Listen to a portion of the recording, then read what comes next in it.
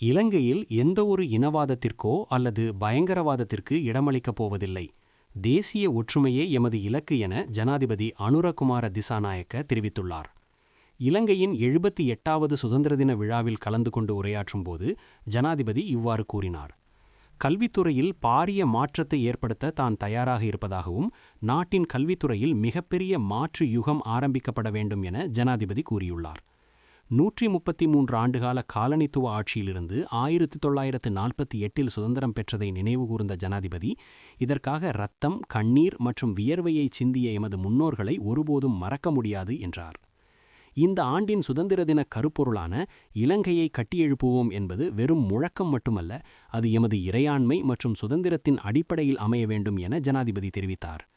நாட்டின் பலம் எமது ஒற்றுமையிலேயே தங்கியுள்ளது என தெரிவித்த ஜனாதிபதி, எமது அகராதியில் உள்ள மிகவும் அவலட்சணமான 2 சொற்கள் இனவாதம் மற்றும் தீவிரவாதம் ஆகும் என்றார்.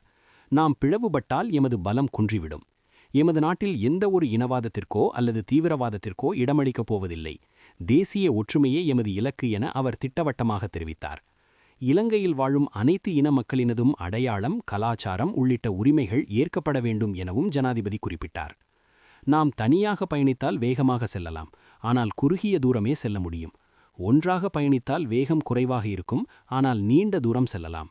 சட்டவாழ்ச்சி, பொருளாதார, கல்வி உட்பட அனைத்து துறைகளிலும் இத்தகையதொரு வளர்ச்சியே நாட்டுக்கு அவசியமாகும் என்றும் ஜனாதிபதி கூறினார்.